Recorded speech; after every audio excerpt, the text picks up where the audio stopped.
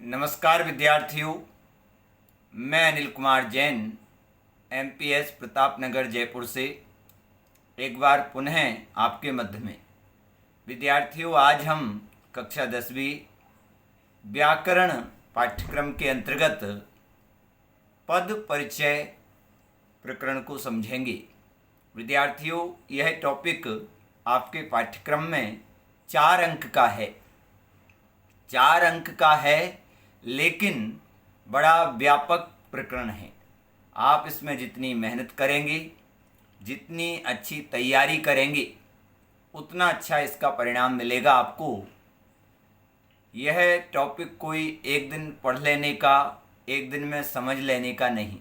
निरंतर इसको जितनी गहराई से प्रतिदिन थोड़ा थोड़ा समय देकर के पढ़ते रहेंगे, सुनते रहेंगे, समझते रहेंगे, अपनी शंकाओं का समाधान करते रहेंगे, उतनी अच्छी आपकी तैयारी इस पर हो जाएगी। विद्यार्थियों, सबसे पहले बात आती है कि पद क्या है। पद क्या है? तो वाक्य में प्रयुक्त शब्द ही पद कहलाते हैं। वाक्य में प्रयुक्त शब्द ही पद कहलाते हैं। जैसे यहाँ पर उदाहरण के रूप में हम देख सकते हैं, राम विद्यालय जा रहा है, गीता ने 4 पुस्तकें खरीदी। यहाँ पर हम दोनों वाक्यों में इस बात को अच्छे से समझ सकते हैं कि राम विद्यालय जा रहा है, गीता 4 पुस्तकें खरीदी, गीता ने 4 पुस्तकें खरीदी। ये सभी दोनों वाक्यों को हम देखते हैं तो ये जो शब्द हैं वह पद संज्ञा को प्राप्त हो चुके हैं, पद हैं। यदि स्वतंत्र रूप से किसी शब्द का प्रयोग हो रहा है तो वह पद नहीं, शब्द कहा जाएगा। जो स्वतंत्र है, जो किसी प्रकार के बंधन में नहीं है, वह तो शब्द है। लेकिन जब कोई शब्द कारक, लिंग, वचन, काल इत्यादि के बंधन में बंध गया तो वह शब्द नहीं, पद कहलाएगा। अतः हम कह सकते हैं कि वाक्य में प्रयुक्त शब्द ही पद कहलाते हैं। याद रखिए विद्यार्थियों, देखिए, जो स्वतंत्र रूप से प्रयुक्त हो रहा है उसे शब्द की कोटि में रखेंगे। राम विद्यालय जा रहा, गीता 4 पुस्तकें खरीदी, अलग अलग वाक्य के रूप में नहीं, तो ये अपनी स्वतंत्र सत्ता के रूप में हैं, इसलिए शब्द कहे जाएंगे। लेकिन जब इन्हीं का प्रयोग एक वाक्य के रूप में हो जाएगा तो यह शब्द नहीं, पद संज्ञा को प्राप्त हो जाएंगे। इसलिए याद रखिए कि वाक्य में प्रयुक्त शब्द ही पद कहलाते हैं। देखिए, आगे बढ़ते हैं विद्यार्थियों। पद परिचय। अब आपके मन में विकल्प होगा कि ये पद परिचय क्या है। तो पद परिचय के बारे में इतना जानिए, वाक्य में प्रयुक्त विभिन्न प्रकार के पदों का लिंग, वचन, कारक, काल इत्यादि विविध व्याकरणिक कोटियों के आधार पर जो परिचय दिया जाता है उसी का नाम पद परिचय है। वाक्य में प्रयुक्त विभिन्न प्रकार के पदों का, कौन कौन से विभिन्न प्रकार के पद? संज्ञा, सर्वनाम, विशेषण, क्रिया, अव्यय, संबंध बोधक, समुच्चय बोधक, क्रिया विशेषण, विस्मयादि बोधक, निपात इत्यादि का लिंग, वचन, कारक, काल इत्यादि विविध व्याकरणिक कोटियों के आधार पर जो परिचय दिया जाता है उसी का नाम पद परिचय। याद रखिए, यहाँ पर लिंग, वचन, कारक का परिचय केवल जो विकारी शब्द हैं, संज्ञा, सर्वनाम, विशेषण इत्यादि के अंतर्गत दिया जाएगा। अविकारी, अव्यय पदों के अंतर्गत लिंग, वचन, कारक का परिचय नहीं दिया जाएगा। देखिए, आगे बढ़ते हैं विद्यार्थियों। देखिए, एक प्रयोग, पद परिचय का एक प्रयोग। युगाद्या पाठ पढ़ रही है। युगाद्या, युगाद्या क्या है? संज्ञा पद है, व्यक्तिवाचक संज्ञा है, स्त्रीलिंग है, एक वचन है, कर्ता कारक है और युगाद्या पढ़ रही है क्रिया का कर्ता है। पढ़ रही क्रिया का कर्ता कौन है? युगाद्या। इसी तरह से हम देखें पाठ पद का पद परिचय पाठ, तो ये संज्ञा पद है, जातिवाचक संज्ञा है, पुल्लिंग है, एक वचन है, कर्म कारक है। इसी तरह से हम पढ़ रही क्रिया का पद परिचय देखें, ये क्रियापद है, सकर्मक क्रिया है, संयुक्त क्रिया भी कह सकते हैं इसे, दोनों सहायक और मुख्य क्रिया मिलकर के एक ही अर्थ को दे रही हैं। स्त्रीलिंग है, एक वचन है और पढ़ रही है क्रिया का कर्ता युगाद्या है। तो इस तरह से विद्यार्थियों पद परिचय के बारे में एक हमने संक्षिप्त जानकारी प्राप्त की, एक सामान्य जानकारी प्राप्त की। आपको याद रखना है कि अभी तक पद परिचय के प्रश्नों का जो पद्धति थी, जो सिस्टम था विद्यार्थियों, वह उसमें आपको 4 वाक्य आते थे और एक एक पद रेखांकित होता था और उनका पद परिचय फिर लिखना होता था इसी तरह से, जो अभी मैंने पिछले एक प्रयोग के माध्यम से बताया। लेकिन अब इस साल से CBSE ने अपना पैटर्न चेंज कर दिया है। इस जो व्याकरण के प्रश्न आएंगे आपको 16 अंक की, वो MCQ होंगे, याद रखिए। सो अब आपको विशेष तैयारी की आवश्यकता है, क्योंकि लास्ट ईयर तक विद्यार्थी यदि 5 बिंदु लिख रहा है किसी शब्द के पद परिचय में, तो उसमें से 3 सही हो गए तो आधा अंक मिल गया, 2 सही हो गए तो आधा अंक मिल गया, और 5 में से 4 सही किए तो पूरा भी मिल गया, यदि मूल कोटि सही है और लिंग वचन बराबर करेक्ट है तो उसमें। लेकिन अब आपको 4 विकल्पों में से एक विकल्प का चयन करना होगा और उसमें आपको उसी विकल्प का जिसमें 4-5 बिंदु, जिसमें 3-4 बिंदु बिल्कुल सही हैं, 3 सही हैं और एक गलत है, और उस विकल्प का चयन कर लिया तो आपका उत्तर गलत है। आपको ऐसा विकल्प चयन करना होगा जिसमें 4 बातें या 3 बातें या 5 बातें उस पद के बारे में बिल्कुल सही हों। सो इसलिए विद्यार्थियों बहुत अच्छी तैयारी की आवश्यकता है, बहुत अच्छी तैयारी की। ओके, चलिए आगे चलते हैं। मैं यहाँ पर केवल क्या क्या बातें आपको तैयार करनी हैं, किन किन बिंदुओं पर, किन किन व्याकरणिक प्रकरणों पर आपको इस पद परिचय के अंतर्गत पकड़ बनानी है, उन सबको मैं संक्षिप्त में संकेत कर रहा हूँ। इनके उदाहरणों पर प्रैक्टिस हेतु, अभ्यास हेतु एक अलग से वीडियो बनाऊंगा। यहाँ तो केवल कौन कौन से प्रकरण, कौन कौन से बिंदु इस पद परिचय के अंतर्गत आते हैं उनकी बात कर रहा हूँ।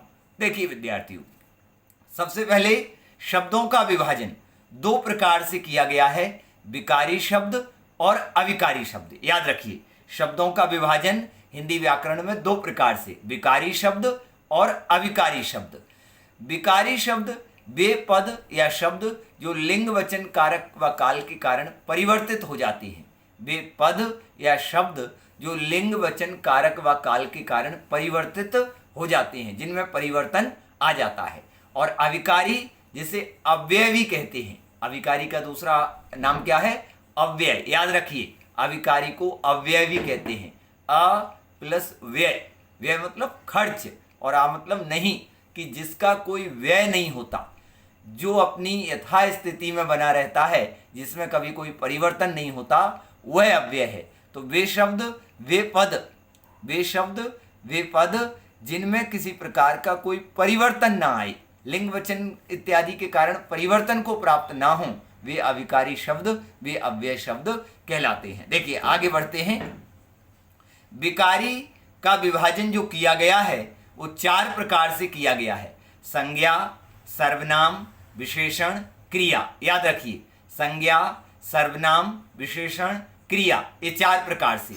अविकारी का विभाजन भी 4 प्रकार से, क्रिया विशेषण, संबंध बोधक, समुच्चय बोधक, विस्मयादि बोधक। याद रखिए, हाँ निपात की भी चर्चा करेंगे इसके अंतर्गत, लेकिन ये 4 भेद अलग हैं और निपात की चर्चा हम अंत में जाकर के अलग से। चलिए इन्हीं के बारे में हम सबसे पहले विकारी शब्दों का जो विभाजन है उनकी बात करते हैं। सबसे पहले संज्ञा। संज्ञा की परिभाषा: किसी व्यक्ति, वस्तु, स्थान, भाव एवं अवस्था के नाम को संज्ञा कहते हैं। संज्ञा के 3 भेद हैं। याद रखिए विद्यार्थियों, संज्ञा के 3 भेद हैं। कौन कौन से 3 भेद हैं? देखिए सबसे पहले जान लीजिए व्यक्तिवाचक, जातिवाचक, भाववाचक। हम व्यक्तिवाचक संज्ञा की बात कर रहे हैं जिन शब्दों द्वारा किसी व्यक्ति, वस्तु व स्थान का बोध हो, उन्हें व्यक्तिवाचक संज्ञा कहते हैं। जैसे राम, गंगा, जयपुर, हवा महल, हिमालय, भारत, लाल किला, आमेर इत्यादि। याद रखिए कि जहाँ एक की ओर संकेत हो वह व्यक्तिवाचक, और जहाँ दो या दो से अधिक की ओर संकेत हो, अनेक की ओर संकेत हो, वह जातिवाचक। याद रखिए विद्यार्थियों, देखिए जातिवाचक वे संज्ञा शब्द जो किसी संपूर्ण जाति का बोध कराते हैं, उन्हें जातिवाचक संज्ञा कहा जाता है। जैसे युवक, बालक, कवि, छात्र, देश, नेता, राजा, नगर, बालिका, महात्मा, साधु, लड़का। ये सभी जातिवाचक, क्योंकि इन सभी शब्दों को पढ़ करके हम इस बात को समझ सकते हैं कि युवक मतलब जितने विश्व में जितने युवा हैं उनकी ओर, बालक मतलब सभी बालकों की ओर, किसी एक बालक की ओर, कवि मतलब जितने कवि हैं दुनिया में उनकी ओर, छात्र मतलब जितने दुनिया में छात्र हैं उनकी ओर संकेत। तो ऐसे शब्द जिनके माध्यम से किसी एक संपूर्ण जाति को ओर संकेत हो, वो जातिवाचक संज्ञा शब्द। विद्यार्थियों याद रखिए, जो विशेष बात है वो वाचक पदों का ज्ञान।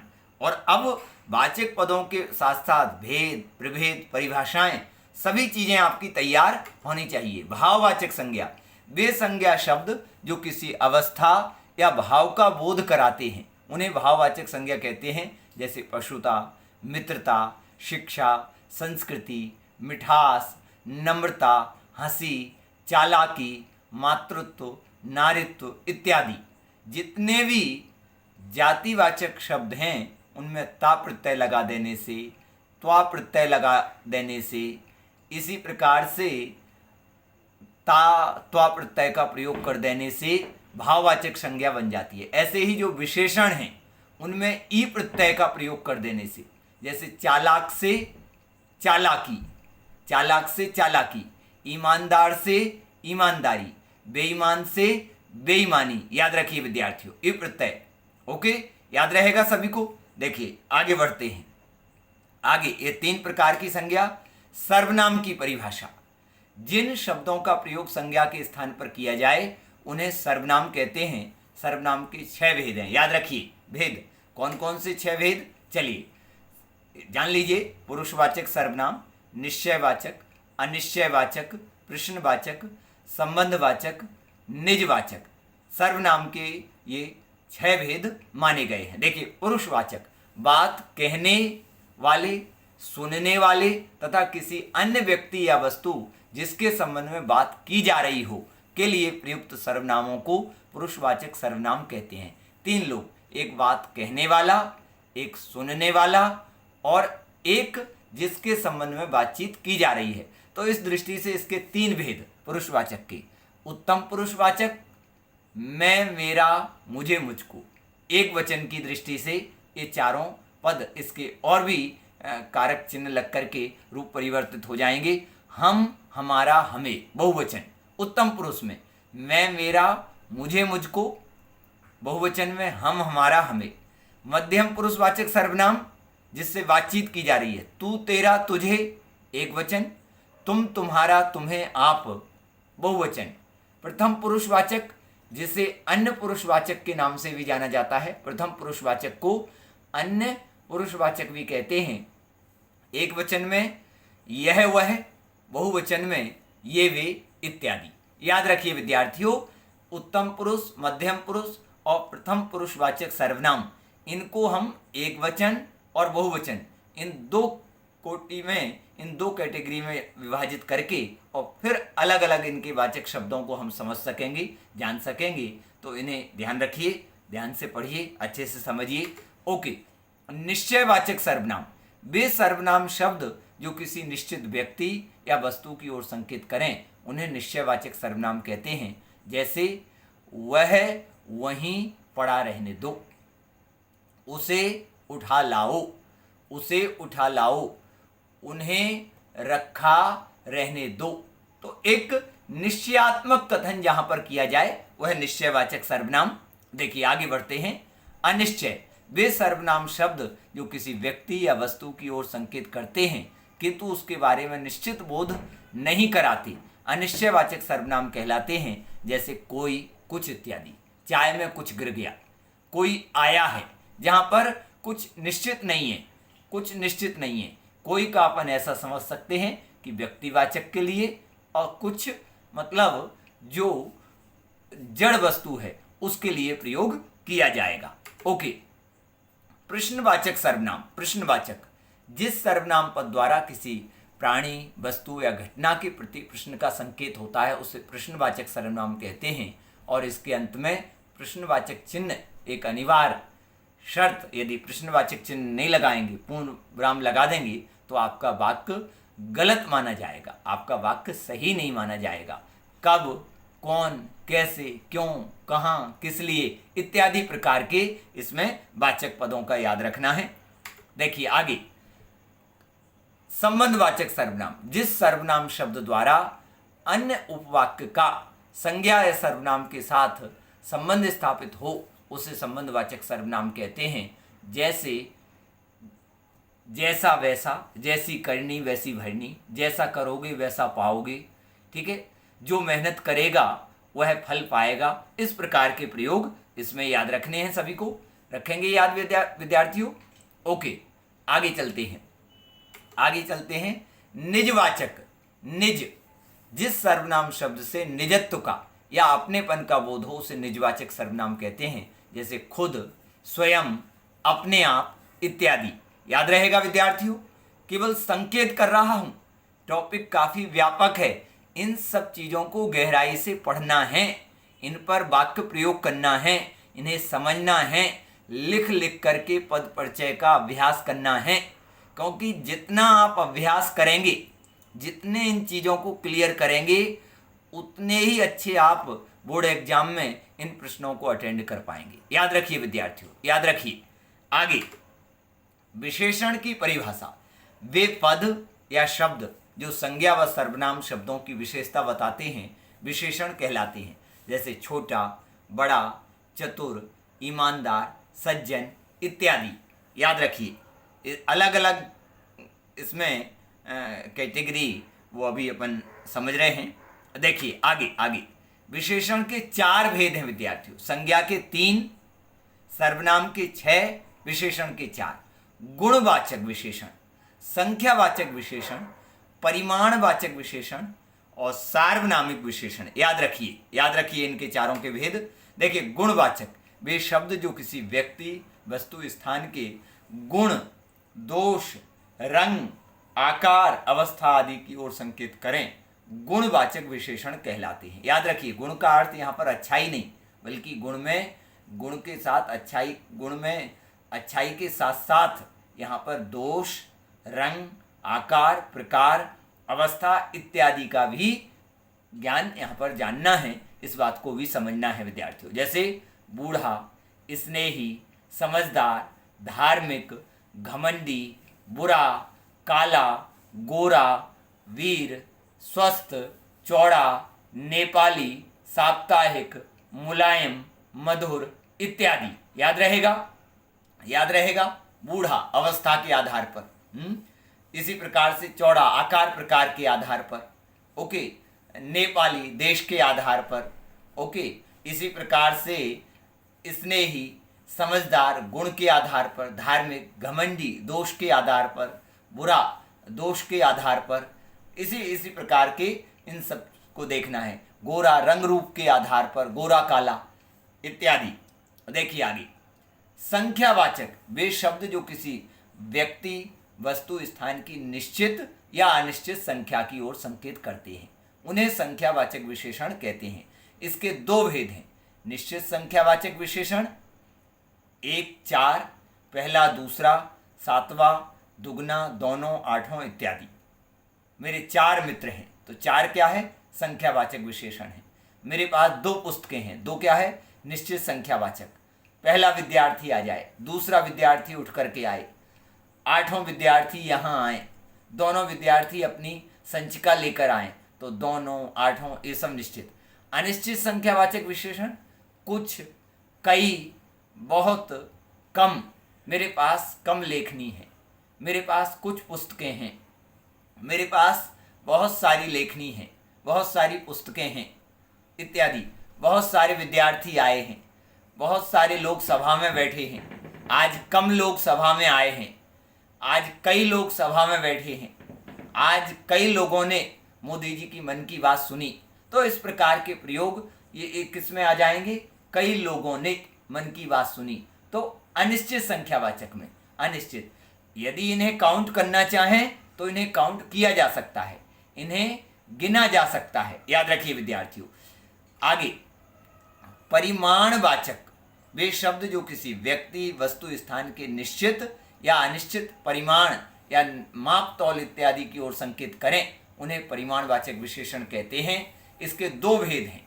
निश्चित परिमाणवाचक, इन्हें देखिए मीटर, लीटर, किलो, किलोमीटर। अब इनका विस्तार कर दीजिए। 5 metre, 6 metre, 7 metre, 2 metre, 4 litre, 2 litre, 3 litre, 1 kilo, 2 kilo, 10 kilo, 5 kilo, 20 kilo इत्यादि, 100 kilo, 6 kilo, 2 metre, 3 metre, 4 metre इत्यादि प्रकार से अपन इनका विभाजन कर सकते हैं। 4 मीटर कपड़ा देना, मैंने 2 मीटर कपड़ा खरीदा, मैंने 2 लीटर दूध लिया, मैंने 2 लीटर घी लिया इत्यादि।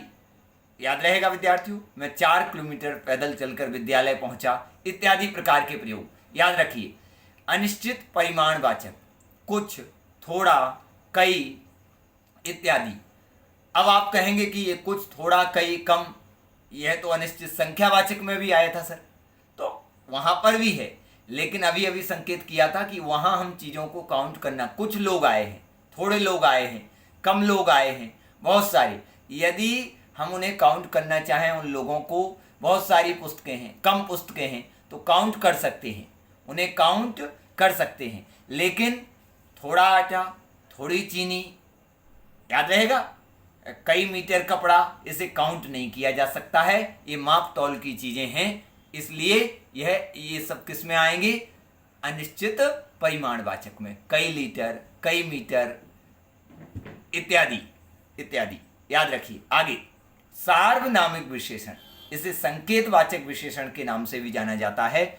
जब कोई सर्वनाम किसी संज्ञा के साथ लगकर उसकी विशेषता बताने या उसकी ओर संकेत करने का काम करता है तो उसे सार्वनामिक विशेषण कहते हैं। याद रखिए विद्यार्थियों, जब संज्ञा के स्थान पर आएगा तो सर्वनाम, लेकिन जब संज्ञा के पहले लगकर उसकी ओर संकेत करेगा, उसकी विशेषता बताएगा, तो सार्वनामिक विशेषण कहलाएगा। जैसे वे लोग जा रहे हैं, इस छात्र ने पढ़ाई की, उस बालक ने पढ़ाई नहीं की, कोई व्यक्ति आ रहा है। तो यहाँ पर लोग, छात्र, बालक और व्यक्ति ये संज्ञा हैं, और इनके पहले जो विशेष रेड इंक में आपको दिखाई दे रहे हैं, जो रेखांकित पद हैं, वो सर्वनाम, लेकिन संज्ञा के पहले लगने के कारण सार्वनामिक विशेषण है। विद्यार्थियों याद रखिए, संज्ञा के पहले लगे हैं। यदि ये संज्ञा के स्थान पर होते, वे पढ़ रहे हैं, इसने पढ़ाई की, उसने पढ़ाई नहीं की, कोई आ रहा है, तो ये सर्वनाम हो गए। लेकिन वे लोग पढ़ाई कर रहे हैं, इस छात्र ने पढ़ाई की, उस बालक ने पढ़ाई नहीं की, कोई व्यक्ति आ रहा है, ये सभी पद सर्वनाम नहीं सार्वनामिक विशेषण हो गए। क्यों? यह संज्ञा के पहले लगे हुए हैं और ये संज्ञा पद की ओर संकेत करने का, उसकी विशेषता बताने का कार्य कर रहे हैं, इसलिए सार्वनामिक विशेषण। याद रहेगा विद्यार्थियों। याद रखिए, याद रखिए। आगे प्रविशेषण। विद्यार्थियों, जो शब्द विशेषण की विशेषता बताते हैं उन्हें प्रविशेषण कहते हैं। जैसे राम परिश्रमी है, राम बहुत परिश्रमी। अर्जुन ज्यादा तेज दौड़ता है, तेज दौड़ता है, ओके, ज्यादा तेज दौड़ता है। गहरा हरा रंग अच्छा लगता है, हरा रंग अच्छा लगता है, गहरा हरा रंग। खाना अत्यंत स्वादिष्ट है, खाना स्वादिष्ट है, लेकिन अत्यंत, गहरा, ज्यादा, बहुत, ये सब प्रविशेषण का रूप हो जाएंगे। याद रहेगा विद्यार्थियों, सभी को याद रहेगा। आगे आगे क्रिया का विभाजन। क्रिया क्या है? जिससे किसी काम के करने, होने या करवाने का पता चले, जिससे किसी काम के करने, होने या करवाने का। कर्म के आधार पर, रचना के आधार पर दो भेद हैं।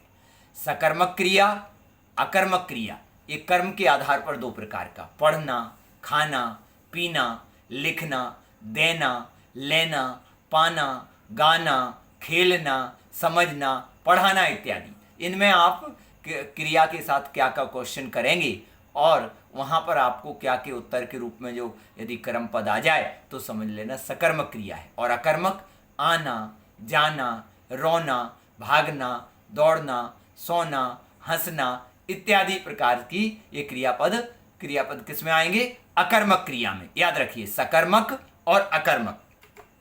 रचना के आधार पर सामान्य क्रिया, लिख, पढ़, चल, गए। भाई एक क्रिया का प्रयोग सामान्य रूप से जहां पर वह सामान्य क्रिया, एक ही क्रिया। संयुक्त दो क्रियाएं मिलकर के एक अर्थ को दें। संयुक्त क्रिया क्या है? दो क्रियाएं मिलकर के एक अर्थ की ओर संकेत करें। चिल्ड्रन, दो क्रियाएं मिलकर के एक अर्थ की ओर संकेत करें, वह क्या है? संयुक्त क्रिया। याद रहेगा सभी को विद्यार्थियों? याद रहेगा सभी को चिल्ड्रन? ओके, आगे। चले गए, आ गया, चले गए, आ गया, खा गया, रख गया इत्यादि दोनों क्रियाएं मिलकर के एक ही अर्थ को दे रही हैं। आ गया, आ का अर्थ आना, गया का अर्थ जाना। लेकिन यहाँ गया का अर्थ मुख्य नहीं है, यहाँ पर आने का अर्थ मुख्य है। आ गया, आ गया। कर लिया, कर का अर्थ करना, लिया का अर्थ लेना। लेकिन यहाँ लिया का अर्थ मुख्य नहीं है, यहाँ गृह कार्य कर लिया, करने का अर्थ मुख्य है। इसके कारण से ये दोनों क्रियाएं एक ही अर्थ दे रही हैं, दोनों क्रियाएं मिलकर के। जहां पर वो संयुक्त क्रिया नाम धातु क्रिया, जो संज्ञा, सर्वनाम, विशेषण पदों से बनती हैं, संज्ञा, सर्वनाम, विशेषण पदों के माध्यम से बनती हैं, जैसे लठियाना, ललचाना, लुभाना, सठियाना, बड़बड़ाना, खटखटाना, गड़गड़ाना, छनछनाना, टिमटिमाना इत्यादि प्रकार के क्रियाएं नाम धातु। सहायक क्रिया, इसे रंजक क्रिया भी कहते हैं, जैसे चल रहा है, पी रहा है, रो रहा है। अब यहाँ पर रहा है जो, वह रंजक सहायक क्रिया वाक्य में एक विशेष प्रकार का रंग भर देती है। मैं बोलूँ कि वह चल, वह पी, वह रो, तो अच्छा नहीं लग रहा है। लेकिन मैंने बोला वह चल रहा है, वह पी रहा है, वह रो रहा है, तो यहाँ पर वाक्य का अपना प्रभाव बन गया। वाक्य अपने एक पूरी सामर्थ्य को प्राप्त हो गया, एक पूरे भाव और आशय को प्राप्त हो गया। ओके विद्यार्थियों, पूर्वकालिक इसकी पहचान क्या है? कर या करके, पढ़कर, खाकर, पाकर, नहाकर, दौड़कर इत्यादि। प्रेरणार्थक, जहाँ कर्ता स्वयं को प्रेरणा देकर या दूसरे को प्रेरणा देकर के कार्य करवाता है, उसमें प्रथम प्रेरणार्थक, जहाँ कर्ता स्वयं अपने आप से ही अपने आप को ही प्रेरणा देकर के कार्य करता है, वह पढ़ाता है, सुनाता है, पिलाता है, लुटाता है। लेकिन द्वितीय प्रेरणार्थक, मुख्य कर्ता तो रहेगा, लेकिन साथ में काम करने वाला कोई और, आदेश देकर के काम करवाया। पिलवाना, लिखवाना, पढ़वाना, लुटवाना, उठवाना, तुड़वाना। ओके, तुड़वाना, मालिक ने मजदूर से दीवार तुड़वाई। ओके, माँ ने नौकरानी से बर्तन उठवाए। विद्यार्थी ने अपनी माँ से लेख लिखवाया, अपनी माँ से अपना गृह कार्य करवाया। इस प्रकार के प्रयोग याद रहेंगे विद्यार्थियों?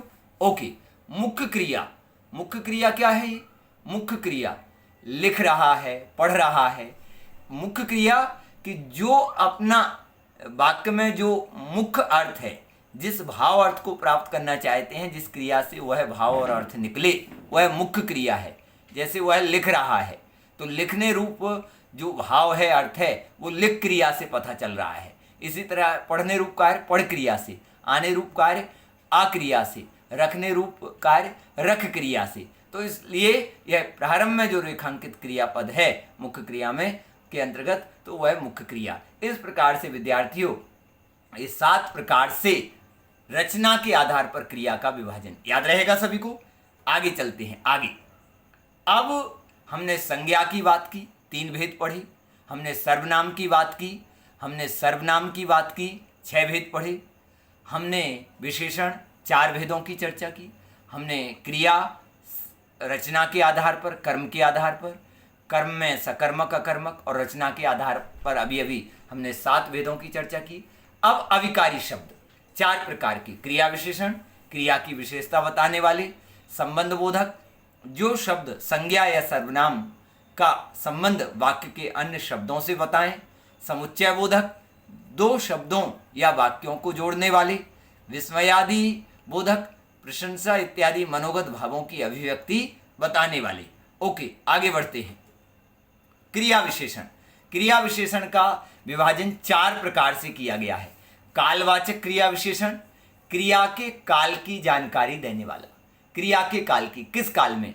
अभी अभी आया, अभी अभी आया, अब, प्रातः, सदैव, नित्य, सारे दिन, हर बार, प्रतिदिन, प्रतिदिन पढ़ता है, प्रतिदिन, आज आया, कल आया, जब, तब इत्यादि एक कालवाचक में। स्थानवाचक, क्रिया के स्थान की जानकारी देने वाला, आगे, पीछे, नीचे, दूर, पास, भीतर, बाहर, सर्वत्र, दाएं, दोनों, इधर उधर, आसपास, यहाँ वहाँ इत्यादि। याद रखिए। रीतिवाचक, क्रिया की रीति की जानकारी देने वाला, अचानक, एकाएक, ध्यानपूर्वक, अवश्य।